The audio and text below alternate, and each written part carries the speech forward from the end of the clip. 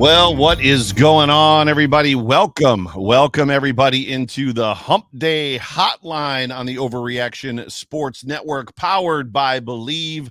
My name is Joe Miller, and you can find me on Twitter at Joe Miller Wired. And sitting alongside me, Jerry Ostrowski, filling in this evening for this episode of the Hump Day Hotline. Jerry Ostrowski, former Buffalo Bill. I like to call him the Swiss Army knife of the Buffalo Bills offensive line in the 90s and early 2000s. It's so good to have every single one of you guys joining us. Please do us a favor. Please like, please subscribe, whatever platform you are viewing this vidcast on right now, whether it's YouTube, Twitter, X, Facebook, whatever. Please like, please subscribe. Please talk to us, comment. If you're in Facebook or Twitter, jump on over to YouTube, as Jerry likes to say, and join the community over there. It's a lot more fun. It's a lot more chatty. There's a lot more people to respond to you. If you are listening to this in post as a podcast on Victory Thursday, because we're still in a victory week here, Jerry. Victory whatever. Please like, please subscribe, please tell a friend, get the word out, let everybody know that you're enjoying this product that we call Overreaction Sports here in Buffalo. But with that, we're going to talk about the state of the AFC East in this episode. We're going to talk injuries here at the top. We're going to talk some other things. But Jerry, before we get that started, how you doing? I am now known as Big O the King. That's what I want to be known as. Where did that come from? Big O the King, filling in for Jay Spence the King. If I'm on, it's Jay Spence the Prince. I'm the King. So I like it. Big O the King, man. What's going on, man? This has been a long time dream of mine. Oh yeah. To co-host the Hump Day Hotline, man. I feel like once you get on the Hump Day Hotline, you've arrived in the world of Bills, vidcast, and podcasting. So, man, I'm going to sit back a little bit, man. Just enjoy this ride. I've arrived today. No, it's a conversation. And the first thing everybody's got to do is hump that like, because here on Wednesdays on the Hump Day Hotline, we hump that like. So please do us a favor, jump on the like button, get our numbers up. And you are not along for the ride. You're not even fit to ride coattails. Your personality, your persona, your aura is just way too big to just sit in the back seat and ride along. So we're going to need some conversation from you, which I think you're going to give me. I think you're going to give me some conversation for this episode. Yeah. I'll give you a little bit, man. I've been looking at him a little bit. I've been looking at our next opponent a little bit online, been watching some film, and yeah, man. This is a good football team. This is a very good football team. We'll get into that because I have my areas of concern, regardless of kind of some of the stats that are out there in the last couple of games going, and then a stretch of games going back to last year. But before we do that, Sean McDermott was the pressers all happened today on Wednesday. And Sean McDermott came out and said that there will be no Taron Johnson and there will be no Terrell Bernard in this football game coming up on Monday, which is a little strange to me. I was at the gym this morning, Jerry, saw Dr. Brad Bowen, and we kind of talked about it a little bit. And he was like, what do you think? And I was like, I would imagine Taron Johnson's going to play this week. I mean, it's still, 4 days away. They'll probably put some gigantic Jordan Poyer brace on him, right, to shore up that arm. But coach immediately, that coupled with the fact that they didn't put him on IR, and then coach immediately came out and said, yeah, he won't be playing in this football game. And then Terrell Bernard is not going to IR at this point. So I don't know if you've got anything to make of that. I think it's the fact that they don't have to rush him back on IR right away. I mean, obviously, if you put him on IR, you're out, 8 games? Right. Tua went on yesterday, and so that puts him out for 8. I think it's 4. 2 is out for 8. I think you can be out for 4. 4 is the minimum. You can be out for 4. Yeah. I think that it just shows that this is a week-to-week thing. I think that Taron Johnson's probably – I think that, you probably dodged a bullet of the fracture, without really knowing anything. You probably dodged a bullet of the fracture.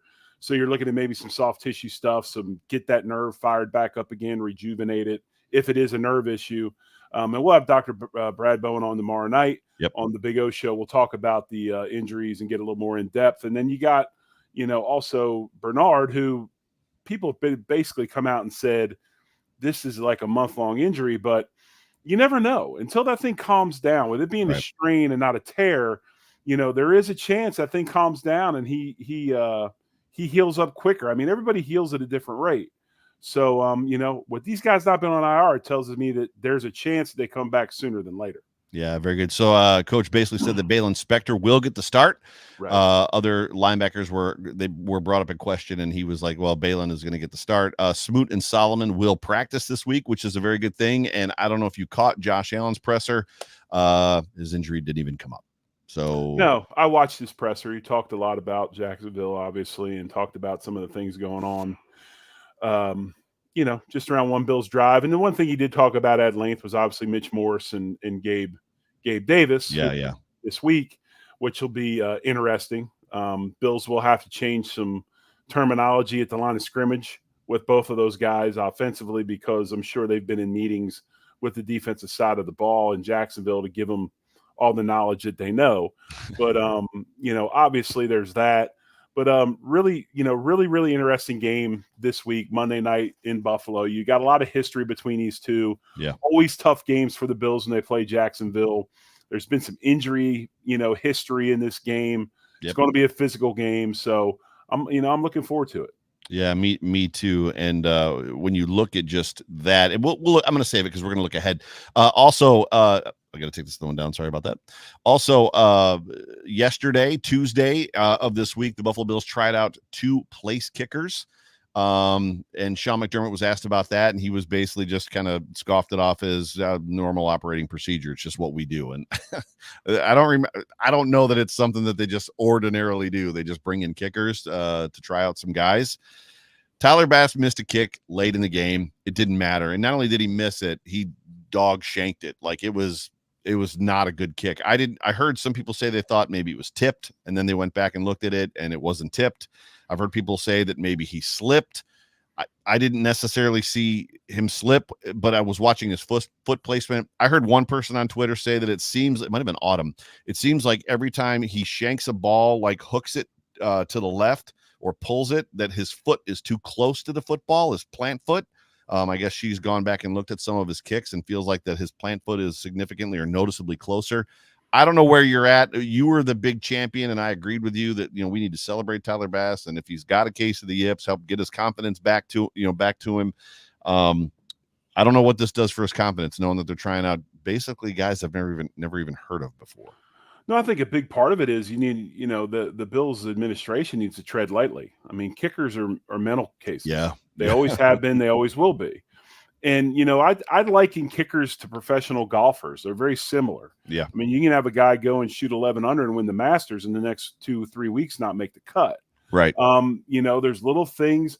It's such a feel thing. I mean, these guys they got a lot of repetition, just like golfers. They got feel situations like golfers. And if they're not feeling it, they kind of get lost and they're searching for it. Yes, they do bring people in every week to work out. I mean, there are players in that facility every week working out. Sure. It's part of what they do in evaluations. If they felt the need to come in and look at a couple kickers, that's fine. But they really need to watch because, like I said, kickers are very, are very sensitive. But I will say this, okay? Nobody quit looking at it for what it's not. I mean, honest to God, guys go through slumps. It's just the way it is. We're going to talk about his plant foot. We're going to talk about this foot. There's always got to be a reason, right? Which I guess is why we're on the air right now, is to try to find a reason. That's right. The reason is sometimes you get a little bit cold. Yeah. It just happens. And I think he'll be fine. I think he'll find it. I don't know if there's anybody out there right now that can kick better than Bass right now with him missing one or two. I think we just need to be careful because at the end of the day, they're bringing in people to look at. And as Hoobastank said, the reason is you. The reason that the Bills are bringing people in, right, is because he has struggled a little bit. But I'm not ready to sail on from him. A lot of people are. We'll see how it goes. But to your point about the golf, that was a great analogy, just the golfers. And nobody was more mentally strong than Tiger Woods before his body deteriorated. And good as Tiger Woods was, Joe, he didn't win every tournament. No, he definitely did not. He did not miss cuts necessarily, but a lot of golfers do. That is it. Like what happened to Bubba Watson? Remember when Bubba Watson was like on top of the world? Right. But where's Bubba been? I was a big Bubba Watson. Now he's making $75 million guaranteed playing in a league that's basically a glorified exhibition. But hey, who am I to say? Right. So the big show topic for this episode that we kind of want to move to is effectively the state of the AFC East. So we had a lot of conversation leading into this season. I think we did some positional breakdowns at the end of the season as far as what you, John, and I thought the teams were going to effectively finish at. I had the Jets winning the division, which gets brought back to my timeline on Twitter often here recently with the Jets, just the way that they're playing. But I think going into this year, Jerry, none of us necessarily expected the Bill, not that it was outside of the realm of possibility, right? I mean, anytime you've got 17 back there, we all know what 17 can do. But the Bills are very much looking poised to be the dominant franchise in the East, primarily due to Tua's injury and the fact that the Jets are the Jets and the Patriots just aren't really that good of a football team necessarily. So let's take a look real quick. Just at the Bills' remaining schedule, let's just do like the next. So there are 2 games in the next 6 games, and we'll take a look at the next 6 games for each team. And I'll give you the Bills, and then you can talk about it, and we'll talk about it. And I'll give you the Dolphins. We'll talk about it. I'll give you the Jets. We'll talk about it real quick, and then the Patriots. So the Bills obviously have the Jaguars, which we're going to talk a little more at length here in a second about the Jaguars. So I'm going to skip over that game. Bills at Ravens. Now, the Ravens don't look necessarily maybe as tough as they did, but the Ravens are a tough football team. The Bills luckily match up well against them. Obviously, everybody in the nation is rooting for a 4-0 Bills against a 4-0 Texans, the Stephon Diggs game. The Bills will then be at the Jets. So of stretches and as they go, Ravens, Texans, Jets is not a great stretch for the Bills. We knew this season that was going to be a tough stretch for them. Titans come into Buffalo, 1, 2, 3, 4, 5, and then the Bills will be in Seattle in October. When you look at that stretch, Jerry, first thoughts with just the condition shape of this team right now? I think the AFC East is really in flux, and the reason it's in flux is you saw, Thursday night in Miami. Yeah. One injury changes the whole complexity of the division. Yeah. And Miami goes from a team that many picked to win the division now to a team that people are not even talking about or being considered as a wild card team. Right. The Jets are still the Jets. They still have a tremendous amount of talent on that football team. Obviously, Aaron Rodgers is the X factor. He continues, it seems like, to not play well with others. If that is an issue, they're going to have a hard time because you've got the thing about the Jets that's interesting to me is you got an old, hard-headed bastard of a quarterback. Yeah. And you got a bunch of really young talent. Yeah. And we saw this scenario right before our own eyes the last couple of years in Buffalo. And we moved that issue on, and now all anybody can talk about is the enthusiasm and the energy and the way in which the team plays and how hard they play, and they're all together. This could be a big-time detriment to the Jets. Obviously, they talked about their defense being really, really good, and it is really, really good. Yeah. We're still early in the season. Yeah. But it's going to come down to Aaron Rodgers, and if he can go ahead and put his pride away for a little bit and decide to play team football and really be the true leader that he should be on that team. The Patriots, obviously, they're the Patriots and so forth. But, you look at the next games that we have coming up, and I think Baltimore, kind of the litmus test for the Ravens, will be this weekend. Yeah, I think for the Bills too. I feel like for the Bills as well. Well, the Bills, I think, are playing their first truly physical style of football game. Yeah. And that's what we're going to see. I mean, Jacksonville, watching some of the all 22 today, getting ready for tomorrow night's show. This offensive line of Jacksonville's gets downhill. They truly double team people. They get after people defensively. Yeah. They're as good as anybody. So, and we'll talk about that after this. But, Baltimore, we'll see what they do with Dallas after they were decimated by the New Orleans Saints last week, especially in the running game. Yeah. And then Houston is elite. Is elite. I mean, if you go to Houston and lose that game, is it really that big of a deal? To be honest? I mean, if you lose to the Ravens and you lose to the Texans, you're 2-0. The Bills securing that win against the Dolphins was huge. Starting the season 2-0 versus 1-1 was really, really big. The biggest problem that I have with all 3 of these games, is the matchup situation. The Bills seem to match up well against the Ravens. They generally do okay against them. The Texans are elite at this point. We don't know necessarily what we're going to get. And the Jets have the Bills number one time a season, right? So the question is it going to be this time? Is it going to be next time? And then when you go to the Titans, the Bills should win that football game. And then the Seahawks is another one of those winnable football games. So even if you come out of it 2-2, you're coming back to the Titans and the Seahawks, and you're basically putting the hardest part of your schedule behind you, right? I agree with that, but I think that they should be better than 2-2 out of the stretch. Well, I really do. Out of the next two games, you think you potentially see them at 3-1? Yes, I do. And then I see them. I think they should beat the Ravens, even though it is in Baltimore. I think if they're the team we think they are, they should beat the Ravens. The game that I look at really is, if we win, that's great. I kind of consider it like the games we win, and we always win in Kansas City, it seems like, but yet we can't win in the playoffs. Right. We play Houston and beat Houston. That's awesome. It's great for the confidence level, but we're going to see them again. Yeah. We're going to have to beat them again in the postseason. So, yeah. I don't really look at that game too much with much concern, but I want to take care of my divisional opponents, even if it is a Monday night in New York City, or in New Jersey, and a team like Baltimore who's been reeling and seems kind of out of sorts the first couple weeks of the season. Yeah. So Jaguars, Ravens, Texans, Jets, Titans, Seahawks are the next 6. For the Dolphins, we can hit these guys quick. Obviously, the Dolphins go to Seattle this week. And Skylar Thompson right now is slated to be the starter for that football team. We'll see. Titans going into Miami, and then the Dolphins go to the Patriots. Dolphins in Indianapolis, and then Cardinals come into Miami, and then once again, what is that? So it's 1, 2, 3, 4, 5.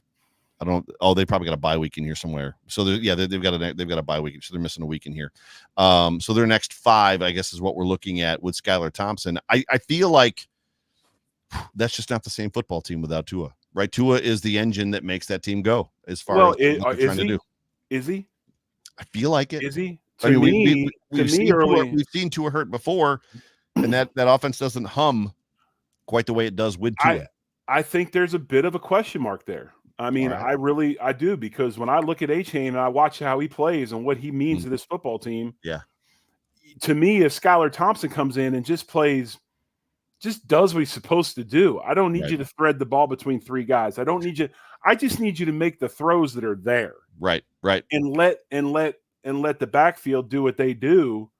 I think they have a chance. Right. Now, are they going to be this explosive team that we probably not, unless it's play action and things like that, because they're going to have to rely on that running game. But I really look at A-Chain and I'm like, that's the key piece right now. Right. And that's the one thing I was hoping for the last time when we played him, was like, man, he's beat up. I hope he doesn't play. And then he plays and looks like $1 million. But I mean, that's to me is Skylar Thompson. Just stay out of your own way. Just make the throws you're supposed to make.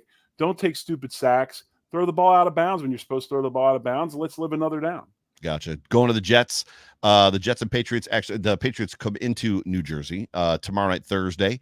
Then they got the Broncos at home, and then the Jets go to Minnesota. Then the Bills obviously come into to New Jersey. We talked about that. Jets go to Pittsburgh, and then Jets go to New England. So they've actually got 3 divisional games, 3 divisional games right there in the next 6. And can this team put it together? And you talked about Aaron Rodgers. Can the old curmudgeon-y guy get along with the young guy? I mean, his body language hasn't even been great on the field. No. When mistakes are happening, he's standing there, hands on his hips, looking at the sideline, grimacing. Like, really? Like, this is where we're at? It's just not been great. It's funny. He lives that moniker, like, if I'm living the dream, how come I'm so miserable, right? and made famous by one Chris Spielman. But I mean, this team to me comes down to Aaron. I mean, if Aaron does what we know he can do and becomes a player, I mean, it takes pressure off the defense. The receivers, I mean, anytime there's any bit of an issue, they're scared to death because they know they're going to get wore out. And I guarantee you the Hackett, the offense coordinator, is wearing him out because Rodgers is wearing him out, and they're obviously connected at the hip. Yeah. So there's definitely a weird power structure in that football team right now, because I don't think the head coach is the most powerful guy on that team right now. You're probably correct. And I'm not necessarily convinced there aren't defensive problems on this team. Now, it doesn't mean they can't snap out of them at any time, but the Niners did whatever they wanted to do against that football team. I don't know how that game wasn't 70 to whatever. And the Titans almost beat them. and that was with Will Levis making some pretty horrible mistakes. So we'll see if they can tighten it up. But getting to the Patriots, who are also 1-1, Bills 2-0, and the other teams are 1-1 in this division. The Patriots have the Jets. Patriots go to San Francisco, and there's no telling when Christian McCaffrey is going to come back. Dolphins go to New England. Texans go to New England. Patriots go to Jacksonville, and then the Jets and Patriots again play again. This team, I mean, it just comes down to Jacoby Brissett not making mistakes, right, and then playing good defense, and then Ramondre Stevenson getting 130 yards a game. That's the only hope they've got. Well, yeah, I mean, and part of it too is, they're playing sound football, which is a big deal, right? Right. If you're not beating yourself and you're playing sound football, you're not turning the ball over and making a ton of stupid penalties. They've got a young roster. They've got young players. Are those guys getting a lot of reps and a lot of plays where by the second half, the home stretch of the season now, these guys are kind of weathered, heading towards vet-type players. So, New England is scary to me. They really are. They have no expectations whatsoever. Nobody even gave them a chance. No. And here they are 1-1, and they should have won last week. Right. They're probably, to me anyway, the most dangerous team within the division. Yeah, it's yes, I would agree with that. We're for time's sake, we're going to move on, and I'm just going to agree with you. So looking ahead to sometimes you don't need to tell my wife that. Sometimes you don't need Maybe to for time reasons right now. You just need to go ahead and agree with me. Sometimes you don't need to expound for expounding's sake, right? So just one of those things. But looking ahead to this week, which is obviously a big part of the reason that we do this show here, the Hump Day Hotline on the Overreaction Sports Network, powered by Believe. The Jacksonville Jaguars coming to Highmark Stadium for Monday Night Football this week. Let's talk about this matchup. When I look at this matchup, I think the concern. I talked to Vic Carucci yesterday on the Beat. And I brought up, he's been doing this a long time. He obviously covered you, like he covered John. He's a guy that had the microphone in your face in the locker room after wins and after losses. And I said to him, it just seems like some teams have the other team's number. The Buffalo Bills just seem to have the Miami Dolphins number. There's just some teams that the Bengals match up well against the Bills for whatever that or Zach Taylor just knows how to figure out how to beat the Bills defense, or has figured out, which again is a matchup thing. The Jaguars are just for some reason a matchup issue against Buffalo. And no matter how bad they have been, I think they've lost 7 of the last 9 games they've played. They've been Trevor Lawrence came out this week and said, "We suck on offense." That was his direct quote. And then he went on to say, the biggest reason that we suck, or the reason that I feel like we suck, is because we're not communicating. And when he described the communication issues that they're having, he was talking about guys not knowing their checks, not knowing their assignments, not basically understanding what they're trying to accomplish, which basically means that guys aren't in their playbook. They're not preparing, which is a whole nother set of problems. Well, but at the end of the day, that's a generality. Possibly. But at the end of the day, you've got a dog backed in the corner, right? The world is now coming down on them. Your quarterback just said y'all suck. Like the quarterback just said we suck. The guy that's making $50 million a year says that we all suck. And him too. We all suck. This is just a scary football game for me. Make me not be scared, Jerry. Make me not be scared. Well, I wish I could, Joe, but I'm not. Because I think this is a legit football team. This is one of my sleeper teams. They've got talent up and down the roster. Right. And it's one of my sleeper teams. And the reason why is I always believe, and I'm not saying that let's I don't want to say this without sending off a coup or shots fired, but I truly believe that the Bills, when they have issues a lot of times with some teams, it's because of style of play. Agreed. How do they match up? And I think Jacksonville is a downhill physical team. And sometimes the Bills have issues with downhill physical teams. That's what's going to be so funny, or not funny, but so interesting over the next few weeks. You got Jacksonville, then you got to play Baltimore, who is known as a downhill physical team. If they can pass these 2 tests, which I think they should, that should give that team a lot of confidence. Now, when I look at Jacksonville, they are a true pro-style offense. They're going to run inside zone. They're going to run some outside zone. They're going to try to get after you up front.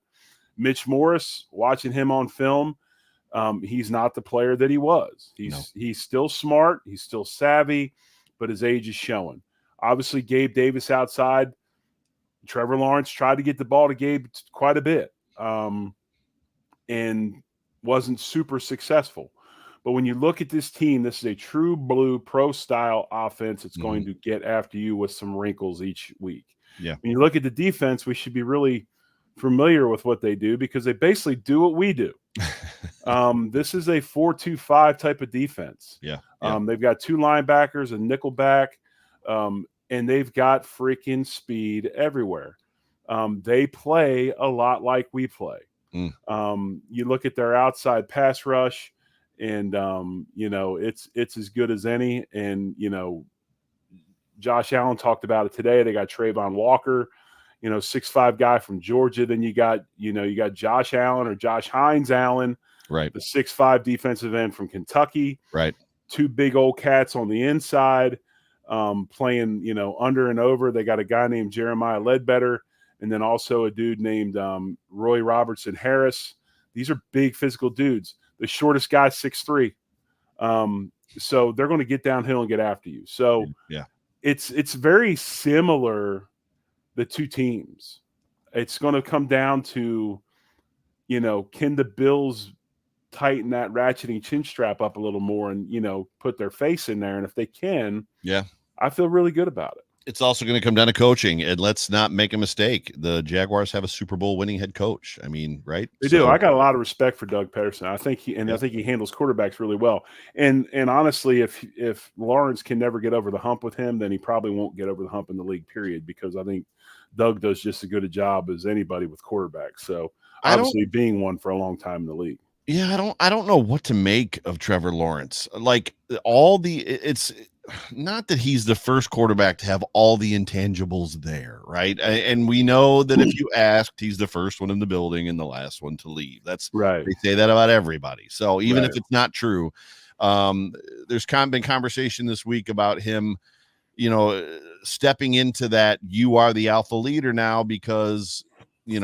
you're the one making 55 or whatever million, like he's the second highest or third highest paid quarterback, I think, in the league. And I think Vic said that yesterday. Vic Carucci from Channel 2, from NFL Insider from Channel 2. He to me is just he's an enigma. I feel like he should be really good. Well, right? Yeah, I think you're right, Joe. He's got weapons. He's got a good offensive line. He's got a great head coach and offensive mind. I just feel like. But again, he's playing in a true pro style offense, and I don't believe he's a true pro style offense quarterback. These break college that down. kids, break that down. These college kids don't play this stuff.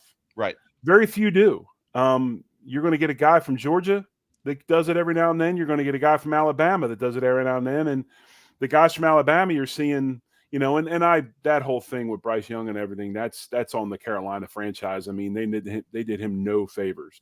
But look at Baker Mayfield. It took Baker a long time to finally get settled in and learn something. But even those guys, they still have pieces of the offense that cater to that college game that they were really, really good at.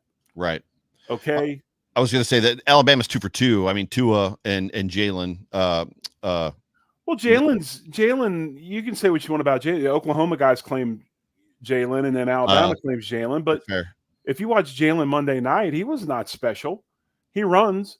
And that's what he's doing. He's using the parts of his game from college he was really good at, which is running, and that's how he's making plays. He's not a dynamic passer by no means. So what is the development piece to take a guy to turn a Josh Allen into a Josh Allen versus a Trevor Lawrence lagging? Is it the player? Is it the organization? It's having an offensive coordinator that will allow those guys to do the things that they do well. So that's why Josh still gets quarterback runs called.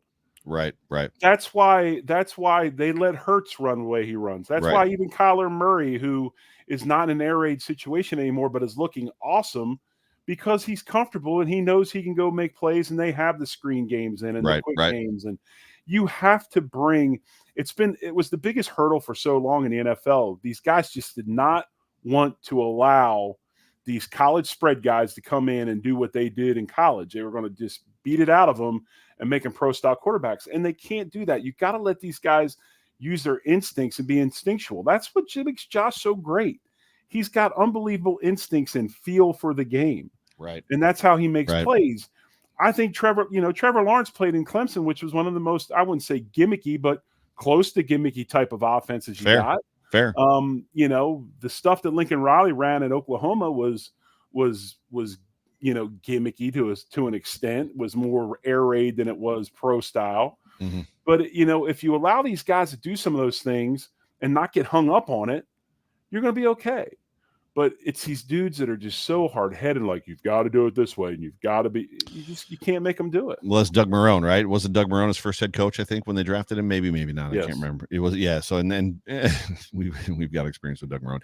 Real quick before we get out of here, before we do a Josh Allen stat line and a game prediction, I feel like I know because I know your personality. It always bothered me when they talked about the legacy of this football team, and Jim was Jim, right? It was Jim's team. Everybody knew that it was Jim's team. Todd Collins comes in, kind of a quiet leader, whatever. We hem and haw, fluty, loud, big personality in the room. Drew comes in, after Rob Johnson, who's more of a kind of a surfer guy, quiet leader. Drew was more of a dominant quarterback. And then you get like Trent Edwards, and the quote was, and I remember him standing in his locker and him saying it, like, I'm more lead on the field. I'm not really a vocal leader. And I just curious off the cuff for you, I feel like the quarterback needs to be the guy. Doesn't he need to be that dude in the room? Like everybody, Von Miller talked about it today. We all follow that guy. It's his team. Yeah, and it should be, and it doesn't come naturally for everybody. Right. Leadership is in a lot of different ways. But what I will say is this: if you look at most of the great leaders at quarterback, they're also guys that are getting votes to get gold jackets. Right. It's a lot easier to be brash and cocky and sure of yourself when you're the man. Right? For sure. And you brought up guys like Trent Edwards and stuff, and no slights to them. They played in the NFL. They were good. They were players. But they weren't Josh Allen. No. They weren't Jim Kelly. No. I think that's where the rubber meets the road. I mean, when you walk through the door and deep down inside you're the man, it's real easy to play that role all the time. Yeah, for sure. Last thing that we do here on the Hump Day Hotline on Wednesdays, Jerry, for your first appearance on the Hump Day Hotline, we do a Josh Allen stat line and a score prediction. And I'm going to let you go first on your perceived stat line for Josh Allen this weekend. No caveats about the hand. We don't know if he's going to come back out looking like Chubbs again or not. That was the best line ever last week, by the way. Chubbs Peterson, you got the Chubbs Peterson hand. But I said it to Vic last night, and I'm not sure that he got the reference. I don't know that he's seen Happy Gilmore or not. But anyway, I'll let you go first on the Josh Allen stat line. Josh Allen's stat line, he will be 18 of 24 for 210 yards throwing the ball, but he will have 7 carries for 75 yards rushing. Wow. He'll have over 300 yards of total offense. He'll have 1 throwing touchdown and 1 rushing touchdown. Wow. I have him also low, like in the passing yardage thing. So I like where you're at in that 18-ish range for completions. I'm probably right there with you, probably right around 20. I think we're going to see some screens out of this football team. 75 is a lot of rushing yards. That's a lot of rushing yards. Yep. I usually don't do rushing yards, but I'm probably going to put him more at 35. So I probably got him around 300 as well, just maybe a little more passing yards, a little fewer rushing yards. I like the 2 touchdowns. Can I tell you why he's going to have 75? Yes. He's going to get a lot of rushes in the passing game. The way they rush the quarterback. Oh, he's going to get out. Gotcha. He's going to get out. And I think that there's going to be some lanes open up unless they really, truly make an effort to spy him. And even so, I don't think it matters. But they are a 4-man rush team.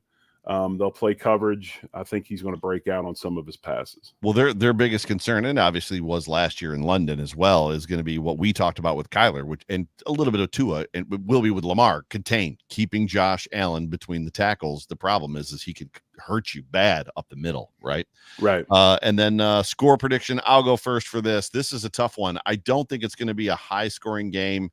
And I feel like it's going to be close, and this is fun because we're never right. Rarely, if ever, is anybody ever right. But I've probably got the Bills winning this game like 24-17.